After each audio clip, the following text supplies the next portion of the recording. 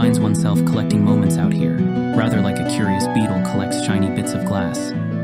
Yesterday, it was the sunset. Sunsets are, of course, a daily and rather predictable affair, but this one was shared with a gentleman who added a certain theatricality to the proceedings.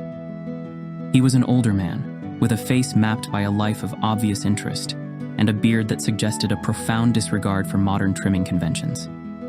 Based on his entire presentation, I was quite convinced he was in the magic trade.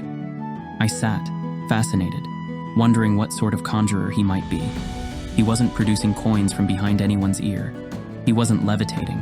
His particular brand of sorcery, it seemed, was stillness. He simply sat on the warm stone, regarding the sun's slow dive into the horizon with the focused appreciation of a jeweler inspecting a flawless ruby. This, I've noticed, is where the real alchemy of this place lies. When you strip away the digital noise, the sheer bandwidth of the human imagination is astonishing. It spills out everywhere. You see it in the intricate weave of a carpet, the audacious blue of a doorway, the geometry of a tiled fountain. The creativity is endless, simply because, I suspect, there's nothing better to do than create. It's an odd sensation, this journey. Driving these endless ribbons of asphalt, one's relationship with time becomes thoroughly confused. The hours stretch and flatten. A single perfect moment, like watching that old magician watch the sky, can feel like an entire afternoon. Then, 3 days of travel blur into a single sun-baked memory, gone in a snap. The road eventually must find the sea. My compass was set for the coast, pulled by the gravity of friendship and the promise of Imsouane.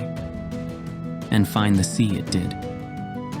The road north from Agadir unfurled itself, a gray ribbon clinging dutifully to the edge of the continent. To my left, the Atlantic, a vast, booming, cobalt blue entity, smelling sharply of salt and, if one were to be poetic, distance. My trusty Enfield thrummed beneath me, a perfect mechanical heartbeat.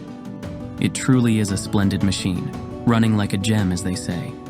It hasn't coughed, sputtered, or staged a single mechanical protest for the entire journey. A refreshingly straightforward and reliable relationship, all things considered. The miles dissolved under that steady, comforting vibration, the ocean's percussion a constant companion. I'd been camping right by the shore, falling asleep to the sound of the surf.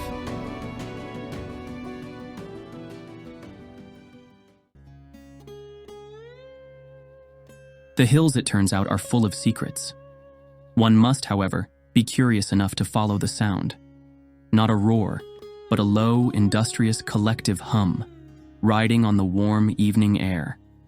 And there he was, high above the valley, bathed in the absurdly beautiful light of the day's grand finale. He was a beekeeper. He moved among his buzzing golden clouds with a slow, hypnotic calm, a man utterly at peace with being surrounded by thousands of tiny flying needles. He called it his art. He showed me the heavy frames, intricate cities of wax dripping with liquid amber. It was a perfect, quiet memory. The world smelled of wild herbs and honey. The sky was on fire. And for a moment, the only thing that mattered was the gentle hum of the day's work being done.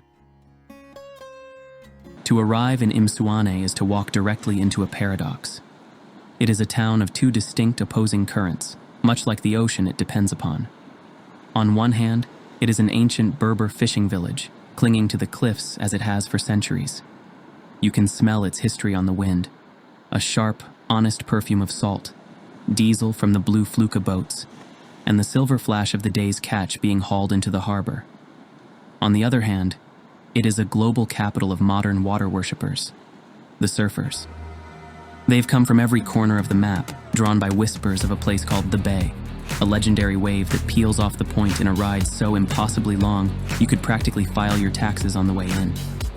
They glide through the alleys, boards tucked under their arms, a tribe of neoprene nomads speaking the universal language of tides and swells. It's a marvelous collision of worlds. In the morning, you watch the old fishermen, faces like carved walnuts, mending their nets with meticulous patience. Beside them, A young Australian with bleached hair earnestly discusses the finer points of Finn's setup.